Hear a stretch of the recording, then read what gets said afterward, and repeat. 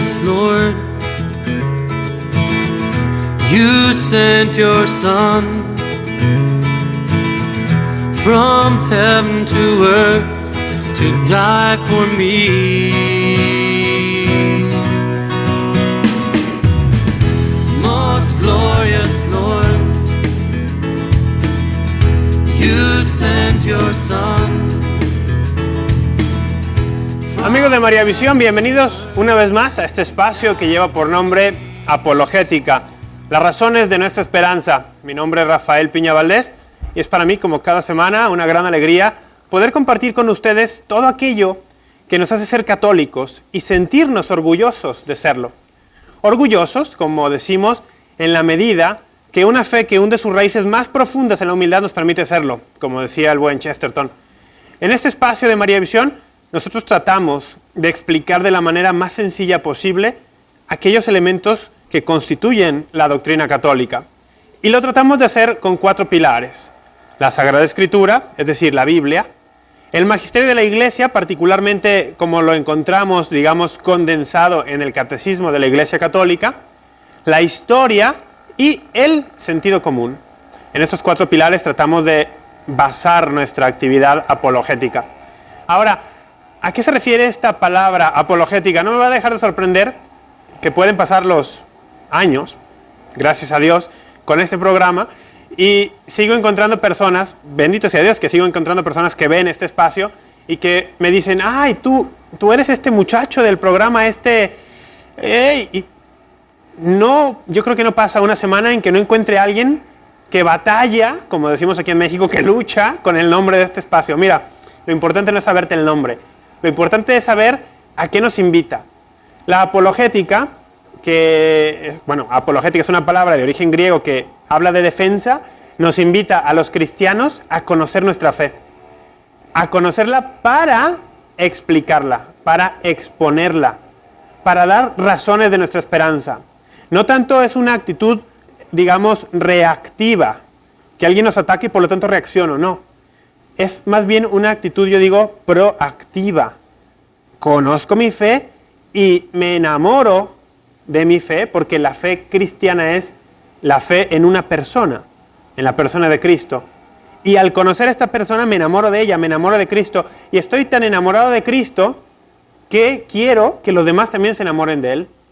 Y por lo tanto voy y salgo y lo expongo.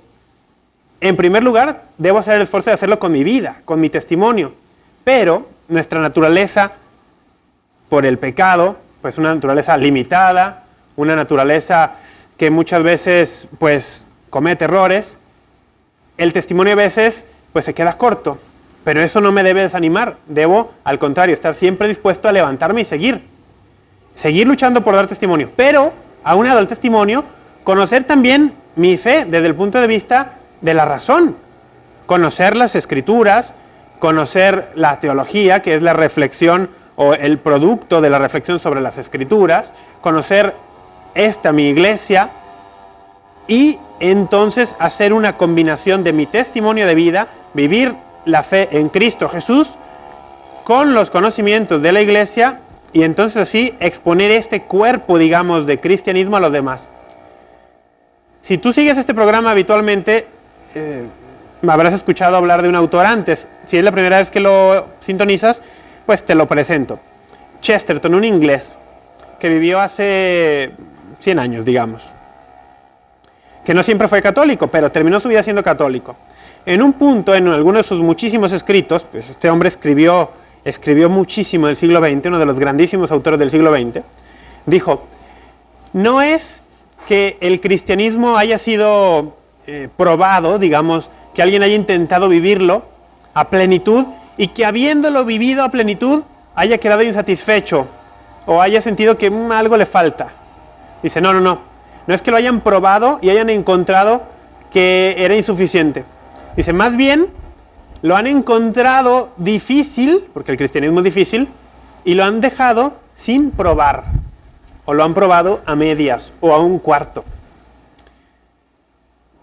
Nosotros tenemos la grave responsabilidad, como cristianos, de hacer que los otros que están fríos en la fe o que no tienen fe, a través de ver cómo nosotros hacemos este esfuerzo o cooperamos con la gracia de Dios para vivir el cristianismo a plenitud, para que viendo en nosotros eso, ellos también digan, mira que sí es posible y mira que vale la pena vivir así. Bueno, ya creo que estoy yendo por otro lado. Todo esto para explicarte un poquito que la apologética, lo importante no es la palabra, sino a lo que nos invita. Todos estamos invitados a esto. Todos los bautizados. Particularmente también los que hemos recibido la confirmación. Que nadie caiga en el error de pensar que esta es una actividad propia de los biblistas, de los teólogos, de los sacerdotes, de los obispos, del Papa. Sí, todos ellos también. Pero también todos los que no somos eso. Cualquier cristiano bautizado está llamado a conocer su fe, a dar testimonio de ella y a exponer, y en su caso, también hay que decirlo, defender las razones de nuestra esperanza. El testimonio de vida es el más fuerte, pero una palabra, un argumento bien dicho, bien planteado, en el momento adecuado a la persona justa, sí que puede cambiar también la perspectiva de hasta el corazón más duro. Muy bien, habiendo dicho eso, quiero pues agradecer y dar la bienvenida a todos los que siguen este espacio de María Visión en cualquier parte del mundo que estén. María Visión se ve, gracias a Dios, en muchísimos países, entonces yo les doy la bienvenida. Estados Unidos, México, Guatemala, Belice, Salvador, Honduras, Costa Rica, Nicaragua, Panamá, Colombia, todo Sudamérica y más allá también, gracias al internet, a la señal satelital, bienvenidos todos. Gracias también a todos los que durante el programa estarán atentos y algunos que deseen comunicarse a través del teléfono, del correo electrónico, de la página de Facebook. Muchísimas gracias también a todos ustedes. Los que no deseen comunicarse, muchas gracias también por sintonizar. Que sepan que una de mis intenciones siempre principales es pedir por todos aquellos que están viendo este programa, se comuniquen o no, les guste o no lo que aquí tratamos, pero si estás viendo el programa, cuenta ya con mi oración. En mis intenciones estarás. ¿Qué pido a cambio? Que todos ustedes que están allí, detrás de esa cámara, que están en su casa, en el hospital, en el trabajo, no sé dónde estén, que también oren por nosotros, que oren por María Visión para que este apostolado pueda seguir contribuyendo a que el Evangelio sea conocido en todo el mundo. Muy bien, habiendo dicho eso, te voy a decir cuál es el correo electrónico. apologética@mariavision.com. Va a aparecer en tu pantalla en unos instantes y durante todo el programa estará apareciendo apologética@mariavision.com. Tú puedes ahí escribir. También nos puedes contactar a través de la red social Facebook. Esta red social, hay una página que se llama Apologética, razones de nuestra esperanza. Ahí está. Apologética, razones de nuestra esperanza. También allí ustedes pueden ir a esta red, pueden encontrar información del programa, pueden encontrar notas que yo pongo al respecto, algún comentario sobre el tema, pueden compartir con otros televidentes. Esto me parece muy interesante, cómo se da la interacción también, ¿no? Alguien por allí opina, alguien le contesta, se ayudan en dudas que tienen. Es también muy interesante lo que puede suceder ahí. Y el teléfono, que va a aparecer también, el teléfono de María Visión, en los cortes, durante los cortes del programa aparece el teléfono también allí para que se comuniquen. ¿Qué vamos a hacer el día de hoy? ¿De qué vamos a hablar? Bueno, si nos han seguido las semanas anteriores, han visto un tema que ha sido recurrente. Hoy vamos a hacer, digamos, una tercera parte de este tema. Si no has visto los programas anteriores, digamos que no es requisito indispensable haberlos visto para poder entender lo que vamos a ver hoy. Porque si bien es una tercera parte, es también un tema, digamos, es un nuevo aspecto, otros argumentos sobre este, porque es un tema, me atrevo a decir, muy largo y que posiblemente podríamos hacer un programa todos los días de esto durante muchísimos años y no lo agotaríamos. Porque al final de cuentas es un tema que toca el misterio de la vida. Y la vida, al ser un misterio, es inagotable. Recuerda que los misterios no son algo inexplicable, sino algo que es inagotable. Entonces el día de hoy estaremos hablando de los no nacidos, tercera parte. Los no nacidos, tercera parte. Pero, bueno, este título no solamente, como ves tú ahí en tu pantalla, dice los no nacidos, 3. Pero no se queda allí, dice, la derrota del aborto. Exacto. ¿Por qué? Bueno, porque es el postulado fundamental de un servidor y de todos los que defendemos la vida, que el aborto en algún punto, y yo me atrevo a decir, tal vez no muy lejano, será erradicado. Todo el mundo logrará ver el grave mal que es el aborto y será rechazado por todos. Entonces, por eso le hemos puesto la derrota del aborto. Porque el aborto, como todo mal, está condenado a la derrota. ¿Por qué está condenado a la derrota? Bueno, porque Jesucristo ya vino y venció. Y venció a la muerte, venció al autor de la muerte, venció al pecado. Y por lo tanto, todo lo que tiene que ver con pecado, con muerte, está vencido en Jesucristo. Por lo tanto, está destinado a eso, a la derrota final. No significa que ya hoy día esté así. Nosotros estamos llamados a cooperar en esta victoria final de la vida, en esta victoria final de Jesucristo. Muy bien. Entonces, vamos a ver por dónde iniciamos, porque ya estoy recibiendo aquí algunos correos, ya tengo algunos comentarios en la página de Facebook. Vamos a tratar de iniciar aquí.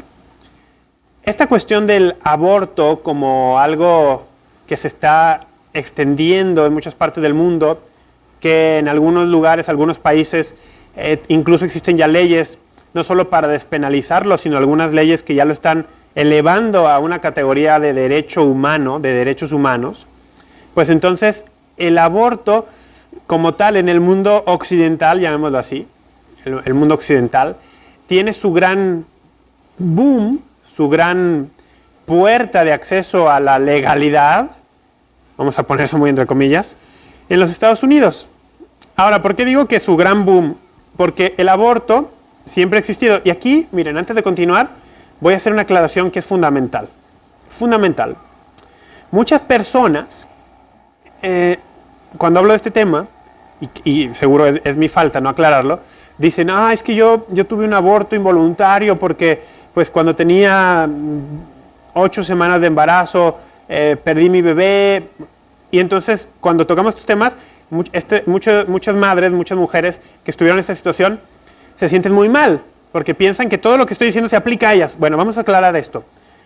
En este programa, en este tema, cuando hablemos de aborto, estamos hablando de un aborto provocado, ¿sí? Un aborto buscado. No un aborto involuntario, no uno que es, digamos, accidental. No, estamos hablando de este crimen que consiste no solamente en tomar deliberadamente la vida de un ser humano, de una persona humana inocente en el vientre de una madre, sino además de promover esto y de justificarlo, de decir que no está mal. A eso nos estamos refiriendo, al aborto provocado, que quede claro. Muy bien.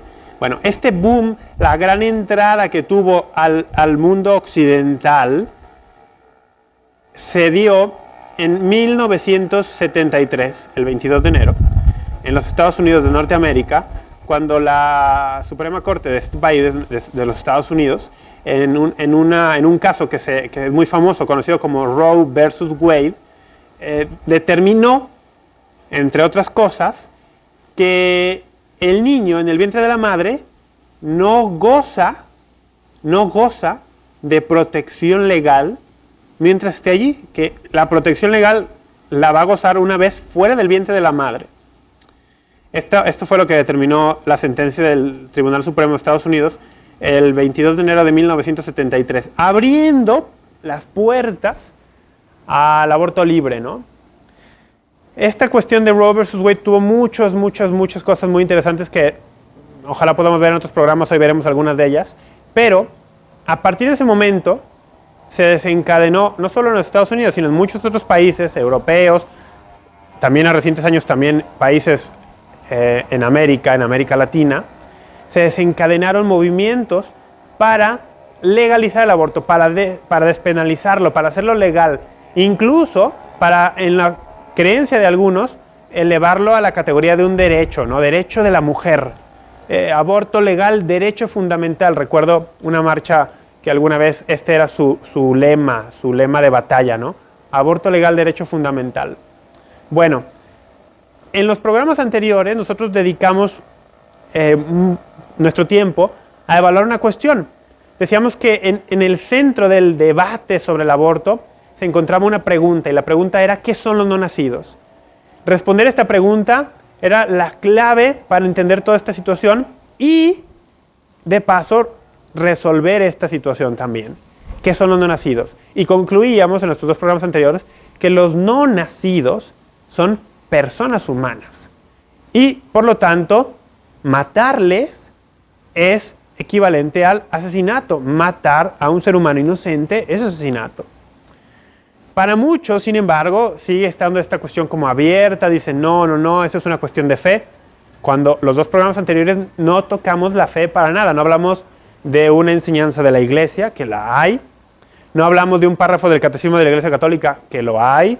No hablamos de versículos bíblicos, que los hay. No, apelábamos única y estrictamente a la razón, bajo el entendido de que fe y razón son inseparables, van de la mano, y cuando uno intenta separarlos, hay desastre.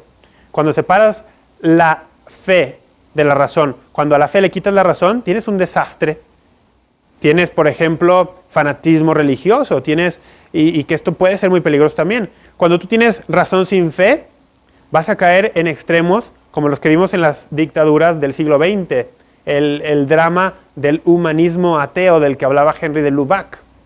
Bueno, nosotros cuando decimos vamos a tocar este tema de los no nacidos, del aborto, desde el punto de vista del sentido común, de la razón, es porque estamos convencidos que cuando llegue el tiempo que todo el mundo vea claramente la maldad del aborto, todos se preguntarán, todos aquellos contrarios a la Iglesia se preguntarán, ¿cómo es que la Iglesia Católica siempre tuvo esto tan claro? ¿Cómo es que la Iglesia en su enseñanza oficial siempre tuvo esto tan claro? ¿Cómo es que incluso cuando muchos de los hijos de la Iglesia, cristianos, estaban en contra de esto, la Iglesia no cambiaba su posición? ¿Cómo es que en pleno siglo XXI, cuando la gran mayoría del mundo se fue hacia el pensamiento modernista y progresista, la Iglesia no cambió su magisterio al respecto de esta enseñanza? ¿Y cómo es que ahora que todos lo vemos, cómo es que la Iglesia nos sacó tanta ventaja en saber la verdad de esto? Es ahí cuando muchos se darán cuenta que la Iglesia sabía todo esto y lo defendía porque la Iglesia tenía una razón iluminada por la fe. La fe presupone y perfecciona la razón. Muy bien. Habiendo dicho esto, y habiéndote mencionado yo lo de los programas anteriores, hay un testimonio que yo quiero que veamos juntos. Es de un médico. Se llamó, ya murió, Bernard Nathanson. Bernard Nathanson, como lo queramos decir. Estadounidense él. Conocido en el medio estadounidense y en el medio médico y en estos medios de aborto, vida, como el rey del aborto. Vaya, no es un título halagador. No es un título halagador. El rey del aborto, imagínate. Pero es una gran historia. No es su testimonio lo que vamos a escuchar a continuación, sino un testimonio que él da a favor de los no nacidos. El rey del aborto. Sí. Yo no sé si lo tenemos listo. Vamos a verlo entonces. Pónganle atención. Bueno, lo que ustedes vieron es la primera parte de una serie de pequeños videos que ustedes pueden encontrar en YouTube, esta herramienta de internet para ver videos, bajo el nombre de El Grito Silencioso. Se los recomiendo, pero ampliamente. El Grito Silencioso. Búsquenlo así. Les advierto, porque sé que este es un canal familiar y que incluso hay niños viendo este programa, y que me da mucha alegría, pero a los papás de los niños, que en estos videos del Grito Silencioso hay escenas muy fuertes. Porque, entre otras cosas, se ve explícitamente un procedimiento de aborto, por ejemplo. Entonces, papás, vean esto ustedes y, de acuerdo a la edad y madurez de sus hijos, juzguen si lo ven con ellos o si sus hijos no lo ven. Pero, adultos, véanlo todos. El Grito Silencioso. Lo que vieron fue la primera parte. ¿Por qué pusimos esto? Porque me interesa mucho. Este hombre dice, es que me encanta, dice, creo tener alguna experiencia, algún conocimiento para hablar de esto. Realicé algo así como 750,000 abortos. Es una cosa. Como dato, este hombre cuando era estudiante de medicina, cuando ni siquiera era un doctor graduado, estudiante de medicina, embarazó a su novia y él mismo le practicó el aborto. Y él te lo cuenta. Este hombre nunca practicó su fe, era de una familia judía, no practicaba su fe, era en la práctica un ateo. Y ayudó de una forma increíble a que la industria, porque eso es lo que es, ojo con esto, la industria, dinero del aborto, llegara a ser el monstruo que es hoy en día. En los Estados Unidos él promovió y luchó para que esto creciera y creciera y creciera y creciera, porque es muy buen negocio. Pero, por gracia de Dios, y gracias también al desarrollo de la tecnología, cómo los avances científicos ayudan cuando están bien guiados, a través de los desarrollos de técnicas como el ultrasonido, él se convenció de la realidad que era evidente para todos aún antes del desarrollo de la ciencia, que lo que hay en el vientre de una mujer es una persona y que abortar es matar. Y entonces hizo un cambio de vida, que nosotros llamamos una conversión, y empezó a luchar contra todo lo que él mismo había promovido. Qué increíble, ¿no? Como dato, en el 1998, finales del siglo pasado, el doctor Nathanson fue recibido en la Iglesia Católica, se hizo católico y murió unos 4 años después, en comunión con la Iglesia Católica y habiendo luchado muchos años de su vida para reparar el mismo daño que él había ayudado a causar. Yo creo que es una historia en la que podemos vernos reflejados muchos de nosotros. Pecadores en un tiempo, pero también la gracia de Dios en algún momento, si nos alcanza, podemos trabajar para reparar todo el daño que hemos hecho. Muy bien, tenemos que hacer un corte. Yo los invito, quédense, porque hoy estamos hablando de los no nacidos, tercera parte, la derrota del aborto. Y tenemos que conocer este tema, tenemos que hablarlo, tenemos que sacarlo a la luz. Quédense porque vamos a seguir con esto.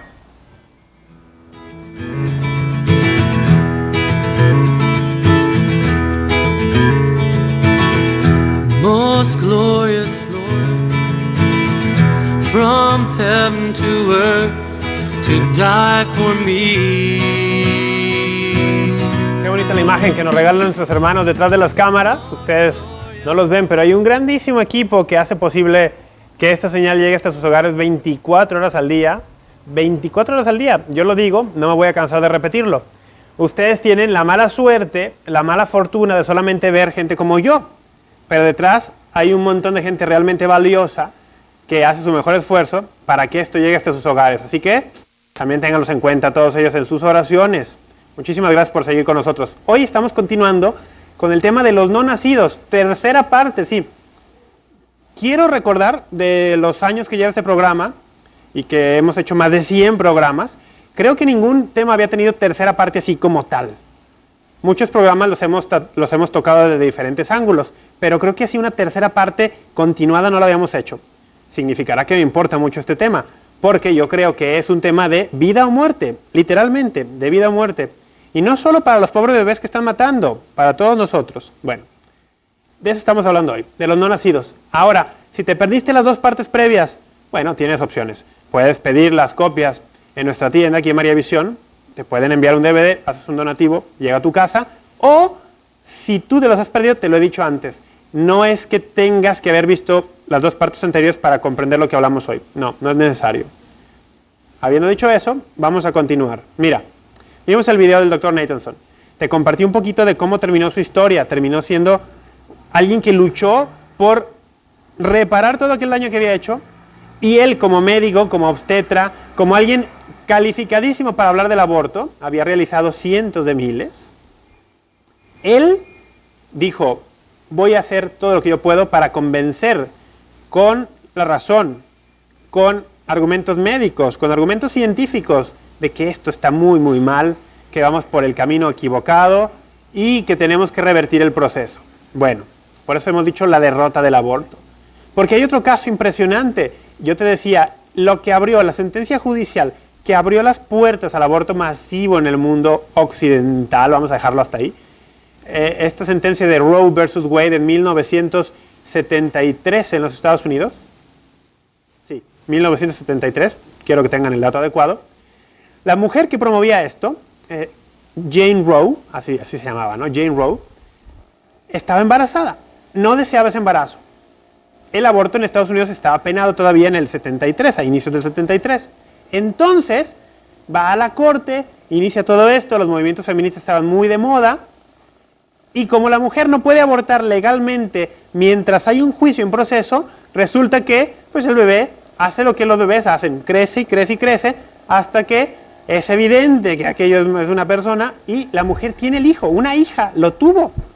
Después la sentencia, o la Suprema Corte, juzgó a favor del derecho, bueno, no es cierto, ahí todavía no hablaba de derecho, juzgó a favor de despenalizar el aborto. Pero esta mujer tuvo a su hijo, qué impresionante, ¿no? El caso en el que se sustenta, el que creó jurisprudencia para abrir el aborto en los Estados Unidos, la mujer tuvo a su hijo. Como dato, para que veamos que el aborto será derrotado y ya lo está haciendo hoy mismo, esta mujer que lleva el nombre de Norma McCorvey,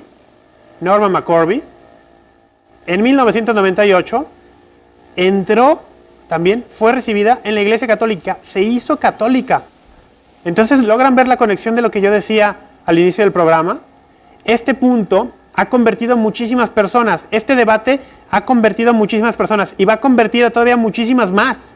¿Por qué? Porque para la cuestión del aborto no es necesaria la fe. Para saber que el aborto está mal no es necesario ser católico. Es necesario ser humano solamente. Pero entonces muchas personas se preguntan, ¿por qué la iglesia lo defiende tanto? Si yo creía que la iglesia atacaba la razón, si yo creía que la iglesia atacaba el pensamiento, si yo creía que la iglesia era contraria a la ciencia. Pues el rey del aborto, Bernard Nathanson, y la mujer que promovió esta ley, Jane Roe, Norma McCorvey después, los dos, sin haber nacido católicos, sin haber sido católicos en su juventud, se hicieron católicos, pidieron libremente entrar en la iglesia católica. Y como la iglesia católica no es un grupo, una asociación elitista o en la cual solamente se admitan perfectos o en la cual únicamente se admitan personas que tienen un pasado limpio e inmaculado, ¿no?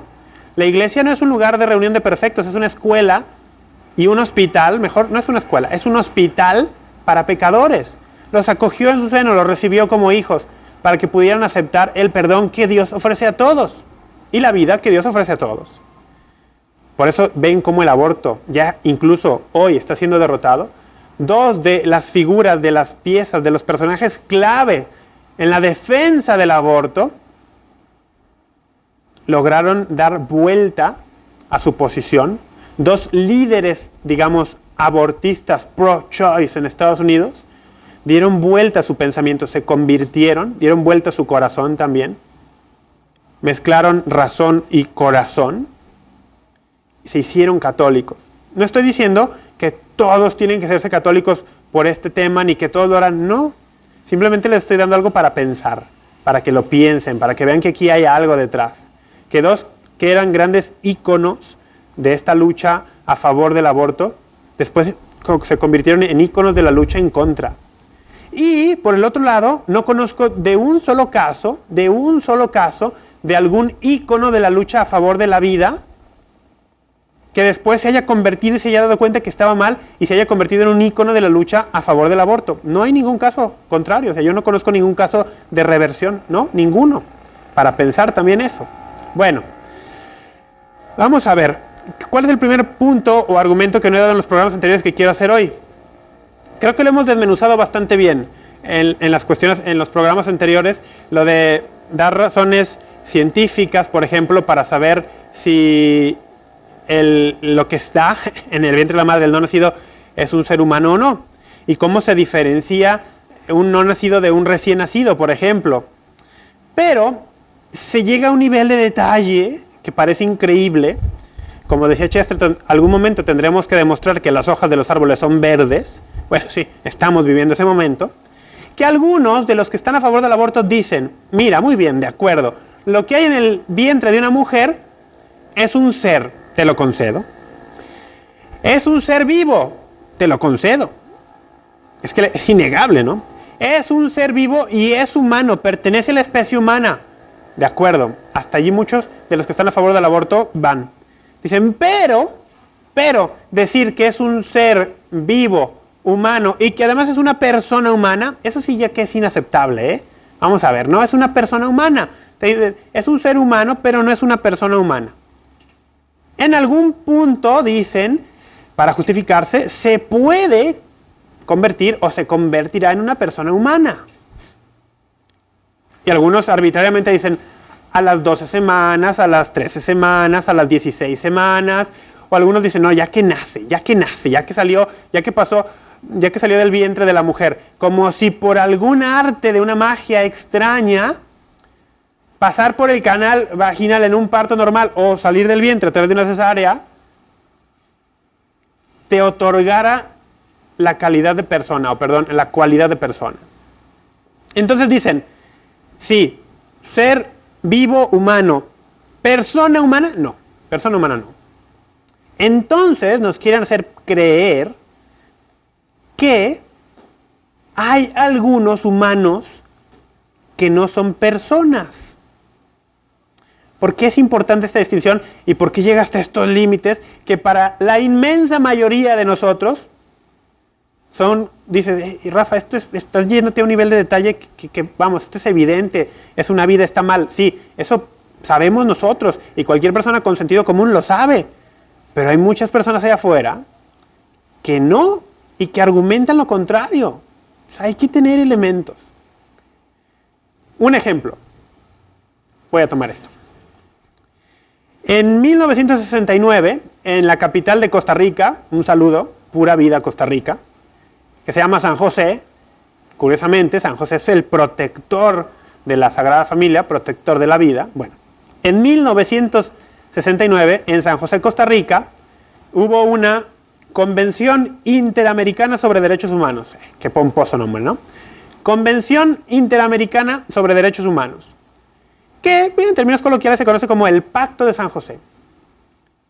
En su artículo primero, segunda parte, artículo primero de toda la Convención Interamericana de Derechos Humanos de San José, Costa Rica, dice, artículo primero, segunda parte, voy a citar textual: para los efectos de esta convención, persona es todo ser humano. Para los efectos de esta convención, persona es todo ser humano. ¿Por qué era importante que aclararan esto? ¿Por qué? Porque en la primera parte del artículo primero, esta convención hablaba de que toda persona tiene derecho a... y va a desarrollar toda la convención sobre los derechos humanos de las personas. Y les pareció conveniente aclarar este punto. Para efectos de esta convención, persona es todo ser humano. Pero, como hemos dicho, hay algunos que van a llegar a negar esto. Y van a decir, no todo ser humano es persona. Hay seres vivos humanos que no son personas. Veamos esto. Y voy a empezar por otro lado para tratar de llegar ahí. Hay personas que no son humanas. Pero todos los humanos son personas. Esta es mi propuesta. Voy a empezar a desarrollar. Hay personas que no son humanas. ¿De qué estás hablando, Rafa? Me estás confundiendo. Muy sencillo. La teología católica enseña que los cristianos creemos en un Dios no personal, sino tripersonal. Hoy, Rafa, te estás complicando muchísimo más. Los cristianos creemos en un Dios tripersonal y nos enseñan cuando tenemos 7 añitos en el catecismo que Dios es uno solo en 3 personas distintas, el misterio de la Trinidad. Yo estoy seguro que todos se acuerdan de esta definición. Un solo Dios, 3 personas distintas. Ah, caray. Pero Dios no es humano, pero en Dios hay 3 personas, entonces significa que hay personas que no son humanas, ¿sí? Como la primera persona de la Trinidad, el Padre, es una persona. La tercera persona de la Santísima Trinidad, el Espíritu Santo, es una persona divina. ¿Te fijas? No toda persona es humana. Pero sí, todo humano es persona. Todo humano es persona. De lo contrario, muchos empiezan a argumentar, no, es que ¿cómo puede ser persona el no nacido, el que está en el vientre de una mujer en una etapa de desarrollo embrionaria, cuando es un embrión, si ni siquiera puede sentir dolor, si ni siquiera tiene desarrollados los órganos, si no puede, ni siquiera lleguemos a extremos, no puede pensar, no puede hablar, no puede amar, no puede comunicarse? Vamos a ver dónde está el riesgo de definir lo que una persona es con base en lo que una persona puede hacer. Aquí hay un riesgo muy grave, es algo muy delicado. Y por eso digo que es cuestión de vida o muerte, no solo para los que están en el vientre de la madre, sino para todos nosotros. Porque el aborto abre una puerta para matar legalmente, no solamente a los bebés en el vientre, sino a muchísimas personas indeseables por una u otra razón. Porque no han faltado personajes en la historia de la humanidad que han pretendido catalogar a ciertos seres humanos como no personas o como subpersonas. Y por lo tanto han pretendido pasar por encima de los derechos de estas personas, de estos grupos, legalmente o con la venia o con el visto bueno de muchos. Pensemos, por ejemplo, en el caso de la esclavitud. La esclavitud, milenios, y hasta hace algunos siglos era aceptada por prácticamente toda la humanidad. Curiosamente, por toda la humanidad libre. A los esclavos no les preguntaban. Pero creaba una subcategoría dentro de los humanos. Creaba unas subpersonas que tenían menos derechos. Y se luchó por esto. En algún punto hubo personas que lucharon por esto. Y la esclavitud se abolió. Pensemos, por ejemplo, en aquellos que han tenido una aversión hacia determinadas razas o hacia determinadas religiones. Pensemos en Hitler y su odio al pueblo judío, entre otros. Hitler no solamente odiaba a los judíos, que quede claro, pero sí que su odio era muy manifiesto con ellos. Y aquí voy a hacer un paréntesis, que es necesario hacerlo. Hay por ahí personas, he recibido yo por correo en estos años 2 o 3 casos, de personas, hay como una nueva corriente pro Hitler, que es incomprensible, y que curiosamente cuando yo hablo de estos temas y lo menciono a él, se molestan. Y debe haber muchísimos que ni siquiera ven este programa, pero que también se molestarían, como si Hitler hubiera sido un gran defensor de la vida, diciendo Hitler nunca hubiera permitido los abortos. Y empiezan a argumentar una serie de cosas extrañas. Cierro mi paréntesis, solo quería desahogar eso. Voy a regresar. Para Hitler, los judíos eran subpersonas o ni siquiera personas, y él creía tener derecho de experimentar con ellos, de aislarles, de meterles en campos de concentración, de matarles en último término, incluso creyendo él que estaba haciendo un bien y convenciendo a muchos de que estaba haciendo un bien, que no estaba mal matarles, o que no eran personas o eran subpersonas. Creaba una subclase dentro de los humanos. Y hay ejemplos así muchísimos. ¿A dónde quiero llegar con todo esto? Cuando nosotros decimos, no puede ser una persona, dices, es humano, sí, pues porque no es un perro, no es un gato, pero no es una persona porque no ama, no siente, no se comunica, no habla, no piensa, no siente dolor. Cuando nosotros definimos lo que una persona es con base en lo que puede hacer, esto se llama funcionalismo. De acuerdo a cómo funcionas, yo defino si eres persona o no. Si tú me eres indeseable por alguna otra razón, porque no funcionas como yo quisiera que funcionaras, si no eres rubio de 1,80 metros hacia arriba, de cuerpo fornido, entonces para mí no funcionas, no eres parte de una raza superior y por lo tanto a la muerte contigo. Si tú no produces económicamente dentro de mi sistema y dentro de mis reglas, a la muerte contigo. Si tú vas a venir a representar una carga económica, lejos de un alivio, a la muerte contigo. Si tú no eres capaz de pensar, si no eres capaz de valerte por ti mismo y necesitas de cuidados médicos y de atenciones constantes, a la muerte contigo. Todo esto es lo que está detrás de este sencillísimo y aparentemente inofensivo argumento de no pueden ser personas porque no sienten, no piensan, no hablan, porque estamos definiendo una persona con base en funciones. Y aquí hay una reflexión muy, muy simple. Porque puedo pensar, comunicarme, sentir, amar, etcétera, etcétera. ¿Soy una persona? O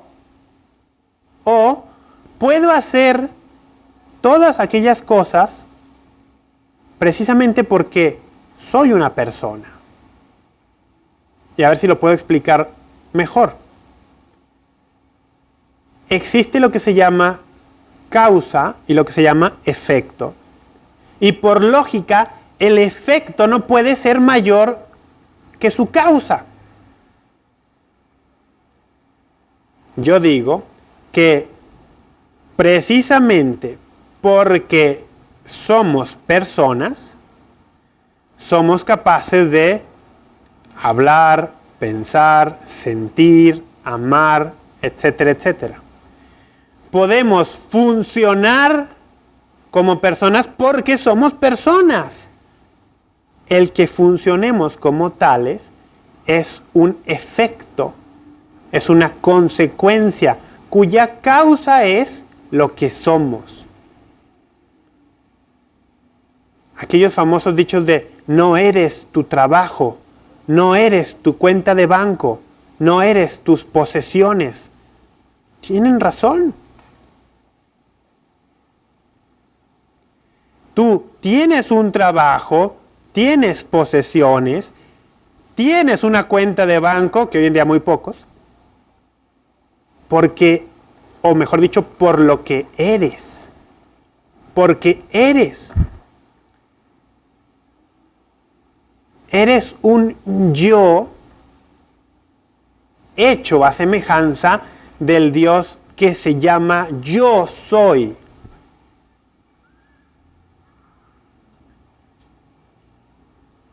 No confundamos esta cuestión del funcionalismo, porque es muy peligrosa, porque entonces entramos a un tema. ¿Quién pone el límite? ¿Quién determina qué funciones te otorgan el estatus de persona? Y dentro de esas funciones, ¿qué nivel? Porque si para ser persona es necesario sentir, pensar, que hay, por ejemplo, de todas esas personas que están en coma. No sienten, no piensan, no se comunican, no aman a los que están a su alrededor. Al menos no lo vemos. No son personas. ¿Qué hay de una persona que nace con una deficiencia cerebral? Que depende muchísimo, por no decir totalmente, de otros para vivir. No funciona como una persona normal, sea lo que sea que eso signifique. ¿No es persona por eso? Bueno, tenemos que hacer un corte. Después de este corte, vamos a tener todavía algunos minutos para concluir esto y tratar de llevarlo a un punto que yo tengo muy claro y que ustedes espero se queden para que lo averigüen cuál es. Ya regresamos.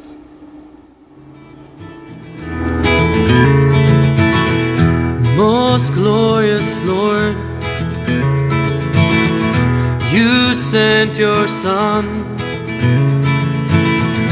from heaven to earth to die, to praise you alone. I will give you thanks for all you have done, King of heaven and earth. Estamos de regreso. Muchas gracias por seguir aquí con nosotros.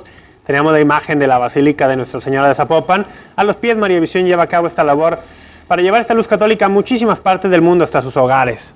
Yo soy Rafa Piña. El día de hoy estamos hablando aquí en Apologética de los no nacidos. Tercera parte, ¿sí? Tercera parte. La derrota del aborto.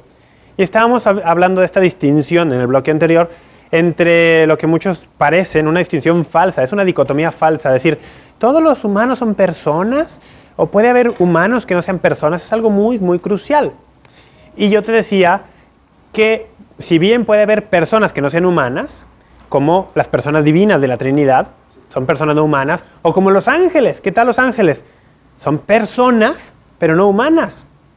Y muchos de aquí estarán confundidos. Sí, puede haber personas no humanas. O supongamos que la vida extraterrestre existiera. Supongamos que los marcianos existen y que hubiera marcianos racionales y morales.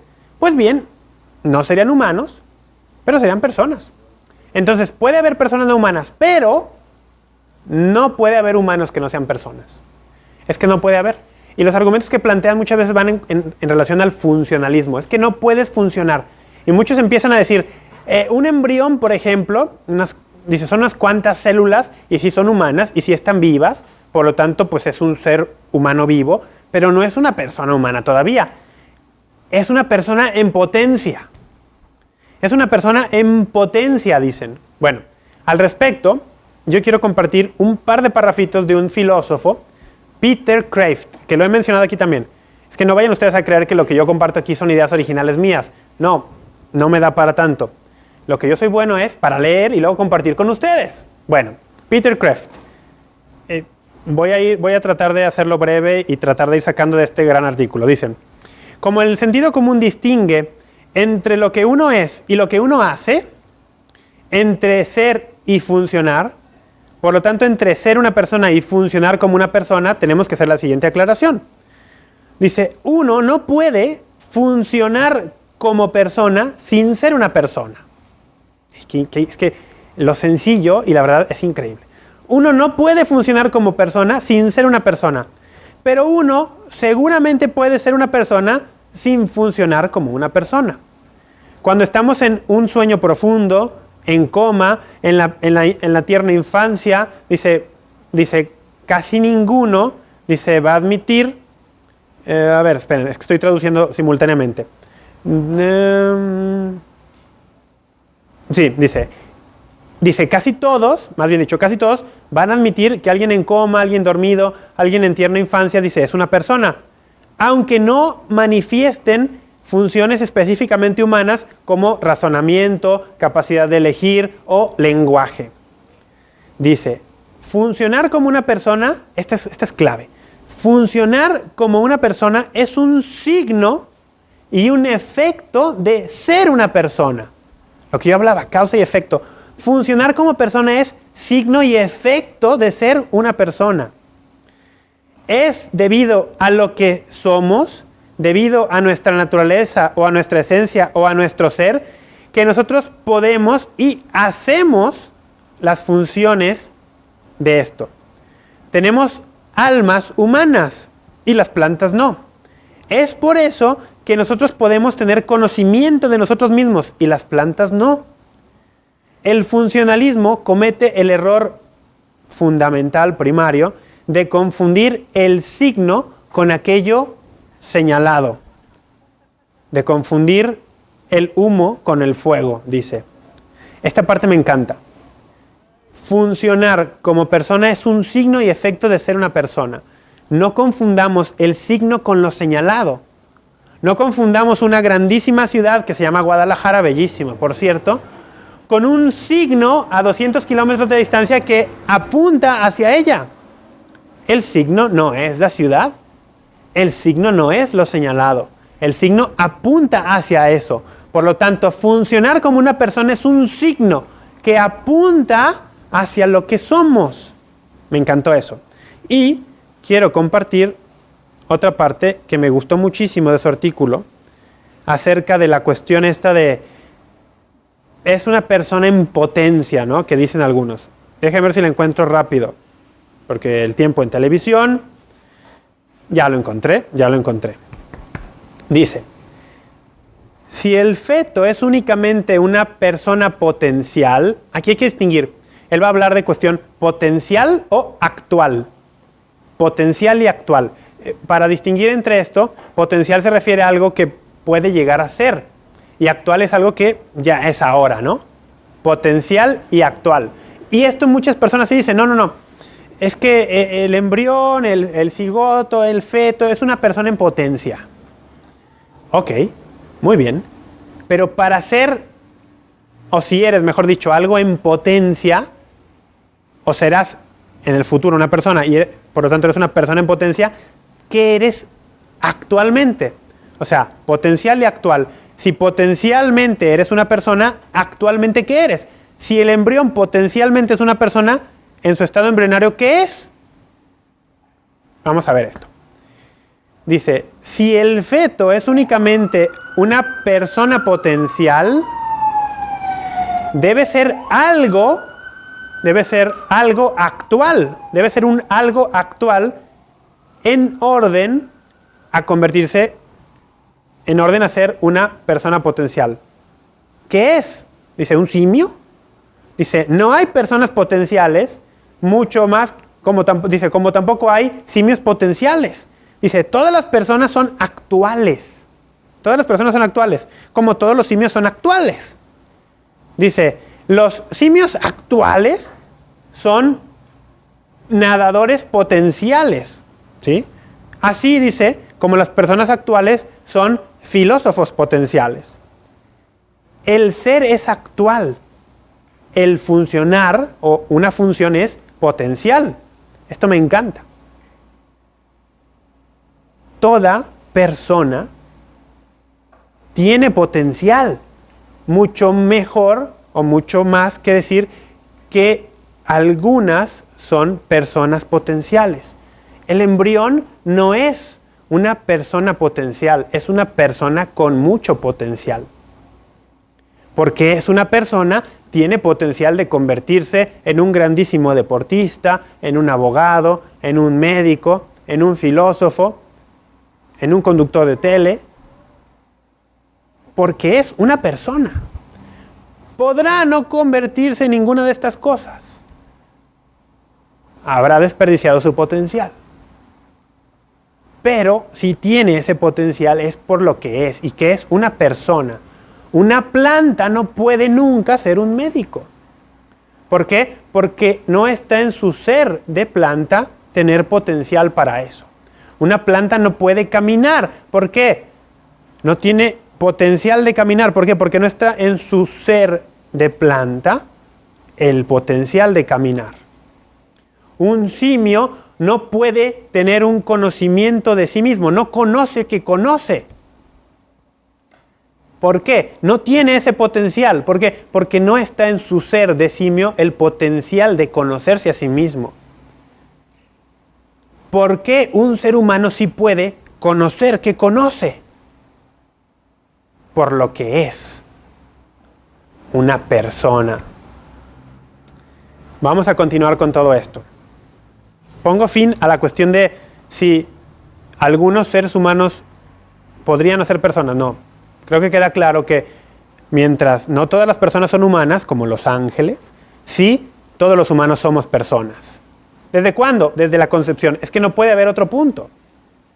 Porque de lo contrario será un punto arbitrario. A las 12, 16, 20 semanas, a los 9 meses, al año, a los 2 años. Todo eso va a depender de lo que de cómo puedes funcionar. Si ya manifiestas funciones, entonces ya eres persona. No. Tiene que ser en la concepción y no después. Y tampoco antes. Porque antes de la concepción, si tú tienes un espermatozoide por sí mismo, solo, nunca será un humano, nunca será una persona. Un óvulo solo tampoco. Es en el momento en que se unen y sucede la concepción, que entonces ya, de ahí en adelante, eres un ser vivo, humano, persona. Eres una persona humana. De lo contrario, ¿quién va a decidir cuándo empiezas a ser persona o qué determina si eres persona? El que tenga el poder, el que haya llegado al poder a través de un golpe de Estado o se haya perpetuado en él, o a través de la democracia incluso, o a través de las armas, de la fuerza. Porque esto, al final de cuentas, es lo que el aborto es, un juego de poder. Un juego de poder. ¿Por qué los médicos matan bebés en el vientre y los bebés en el vientre no matan a los médicos? Porque los médicos pueden. Porque los médicos tienen instrumentos y poder de hacerlo y los bebés no. ¿Por qué una mujer que no desea a su hijo puede matarle en el vientre y el bebé no puede matarle a ella? Porque ella puede y él no. Y porque hay leyes que les van permitiendo esto. Ahora, en esta cuestión, hay muchos que dicen, uy, no, pero es que tú estás hablando de quitarle derechos a las mujeres y tú estás hablando ya de ir en contra de todos los avances que se han hecho. Vamos a ver. Los derechos no se pueden crear. Los derechos se pueden reconocer. Nadie puede inventar un derecho. Y derechos humanos o son los mismos para todos los miembros de esta especie, y son derechos humanos porque somos humanos, y son para todas las personas humanas, como decía el Pacto de San José, dice, persona es todo ser humano, y son o para todos, o entonces se instaura la ley de la selva, la ley del más fuerte, y sálvese quien pueda, porque esto se convierte en un juego de poder. O son para todos parejo, o algo está mal. Cuando las leyes de un Estado dividen y hacen diferencia, discriminan a algunas personas con base en si pueden funcionar bien como personas o no, o con base en su grado de desarrollo, o con base en su grado de dependencia, cuando una ley discrimina con base en eso, es que todo el Estado de Derecho queda disuelto, se ha roto, ya no existe. Ya no existe. Y es lo que estamos viendo, por ejemplo, en muchísimos países, como México ahora, en los cuales sufrimos una violencia exterior terrible, abrumadora, pero México no es el único caso. Y nos quejamos y hacemos marchas y estamos muy preocupados, lo cual sí hay que estarlo. Pero es que ¿cómo no vamos a tener un ambiente, un clima de violencia exterior cuando hemos aceptado, incluso legalizado, la violencia extrema en nuestro interior? No puede haber paz exterior sin paz interior. Y ojo que ni siquiera estoy hablando todavía de un término espiritual. En lo espiritual esto también se aplica. Pero ¿cómo pretendemos que no haya asesinatos en el mundo exterior cuando hay asesinatos en el que debería ser un santuario de vida? Si en lo pequeño no somos capaces de reconocer la santidad de la vida, ¿cómo seremos capaces de reconocerla en lo exterior, cuando ya están mezcladísimos muchísimo más otro tipo de intereses, otro tipo de emociones, otro tipo de todo? Ya hay muchísimas más cosas involucradas.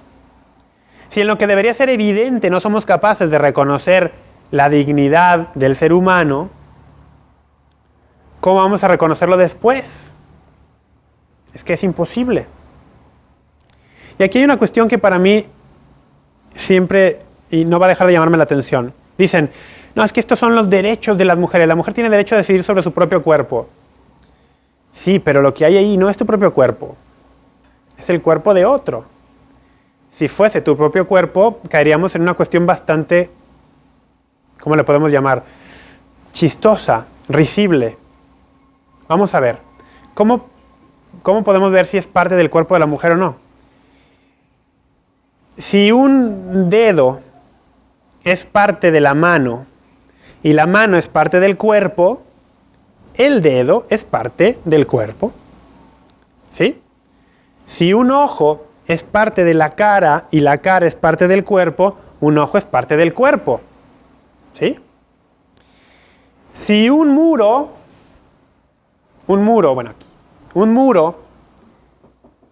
es parte de una habitación y la habitación es parte de un gran edificio, el muro es parte del edificio. ¿Sí? Muy bien. Pues si el bebé en el vientre de la madre es parte de su cuerpo y el bebé tiene 2 ojos, entonces esos 2 ojos son parte del cuerpo de la mujer. Por lo tanto, toda mujer embarazada tiene 4 ojos. Y toda mujer embarazada tiene 4 riñones. Es ridículo, ¿no? Incluso si esto fuese así, toda mujer embarazada, o mejor dicho, la mitad de las mujeres embarazadas tienen pene. Suponiendo que la mitad de los embarazos son de niño y la mitad de niña, ¿no? Es risible. Es que es risible, ¿no? Es claro que es risible. Es que no es parte del cuerpo de la mujer. Ahora, ¿y qué hay de los casos difíciles?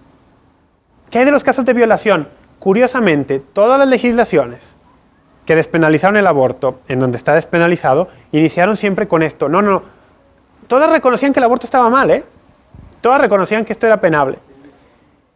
Y dijeron, pero ¿qué tal los casos de violación? No, es un caso extremo. Hay que despenalizar por lo menos ahí. Vamos a ver. El hecho o la manera en la que fuiste concebido autoriza o convierte en algo moralmente aceptable que te maten. Es que la cuestión aquí es si lo que está ahí es una persona o no, no cómo fuiste concebido. Porque de lo contrario, como dice también Peter Kreeft, dice, no conozco ninguna razón para justificar el aborto que no justifique también matar a un infante. ¿Por qué no matamos a los niños de 1, 2, 3, 4, 5, 15, 20 o 30 años que fueron concebidos en una violación? Que hay algunos y hay muchos caminando en este mundo. ¿Por qué no les matamos? ¿Por qué no justificamos matarles a ellos también? No conozco ninguna razón para justificar el aborto que no justificaría también matar a un infante. ¿Y qué hay si la salud de la madre está en riesgo? Casos extremos. Bueno, ¿qué tal una madre que tiene un hijo que llora y llora y llora y hay que cambiarle el pañal cada hora y hay que darle pecho y hay que darle biberón y hay que ir al médico cada tercer día y hay que estar despierto toda la noche? Bueno, más de alguno argumentará que la salud de esa madre está en riesgo. Y sí que lo está. Las madres hacen un sacrificio, vaya, vaya tela, como dicen los españoles, con las madres y los sacrificios que son capaces de hacer. ¿Por qué no matamos a esos niños también? Porque esta cuestión del riesgo para la salud de la madre ha llegado, en países como España, por ejemplo, a tener una cláusula que hable de salud emocional, salud psicológica de la madre. Si está en riesgo su salud emocional, su salud psicológica, también el aborto es justificable. ¿Quién dice que una madre que ya tiene 3 hijos y tiene otro bebito, que va a estar enfermo, que hay que alimentarlo, que va a llorar, que tiene que perseguir a los demás por toda la casa, que su salud emocional no va a estar en riesgo? ¿Y por qué no lo mata entonces al que tiene en brazos? No conozco ningún argumento que justifique el aborto que no justifique también matar a un infante. En el muro de Facebook de la página del programa, que es Apologética, Razones de Nuestra Esperanza en Facebook, alguien la semana anterior dejó un comentario que me gustó un montón. Se le atribuía a Ronald Reagan. La verdad es que no lo pude encontrar como para darles una fuente. Entonces no sé si es de Ronald Reagan, el expresidente norteamericano, o no. Simplemente, independientemente de quién la haya dicho, me gustó mucho. Y decía, me parece que todos los que están a favor del aborto han nacido. Me parece que todos los que están a favor del aborto han nacido. Y claro, y aquí está la conclusión a la que yo quería llegar. Cuando había quien tenía esclavos y alguien se levantó para defender a los esclavos, el que se levantó muchas veces era una persona libre, no compartía la condición de esclavo y sin embargo era capaz de solidarizarse con el esclavo y luchar por sus derechos. Y esa lucha se ganó. Cuando había quien discriminaba con motivo de raza, por ejemplo a las personas de color, a las personas de raza negra, y los hacían sentarse en diferentes partes del autobús y vivir en determinadas zonas de la ciudad e ir a diferentes escuelas, e ir a diferentes iglesias incluso, algunos como los bautistas. Hubo a quienes que no eran de raza negra, blancos por ejemplo, que dijeron eso está mal y se solidarizaban con la causa de las personas de raza negra, de personas de color y luchaban y esa lucha se ganó. Sin ser personas de color, sin ser esclavo. Cuando las mujeres no tenían derecho al voto, cuando no tenían derecho a muchísimas cosas que es cierto que no tenían y que es una lucha que se ha luchado y que es buena, reconocerles igualdad de derechos con los hombres. Muchos hombres estuvieron en esta lucha apoyando a las mujeres, sin ser mujeres. Eran capaces de solidarizarse y reconocer una causa justa. Cuando Hitler mataba judíos, había quien sin ser judío, como el Papa Pío XII, que luchaba por defender judíos, sin ser judíos, se solidarizaba con ellos. ¿Por qué? Porque reconocían ellos una causa justa y esa lucha se ganó. Pues en esta lucha hay un elemento que supera todas las luchas que han habido en la historia. Porque tú puedes no haber sido judío, puedes no ser mujer, puedes no haber sido esclavo y puedes no ser de raza negra, pero lo que sí fuiste, si estás viendo esto, es un embrión. Sí fuiste un feto. Y todos los que están involucrados en el debate a favor del aborto fueron en un punto cigotos, embriones y fetos. Y están negando a otros un derecho del cual ellos sí gozan, del cual ellos sí gozaron, el derecho de nacer. A muchos les conviene que no nazcan, porque si el aborto se reconoce como un derecho, habrá alguien obligado a proveer ese derecho. Se creará un mercado y el mercado produce mucho dinero.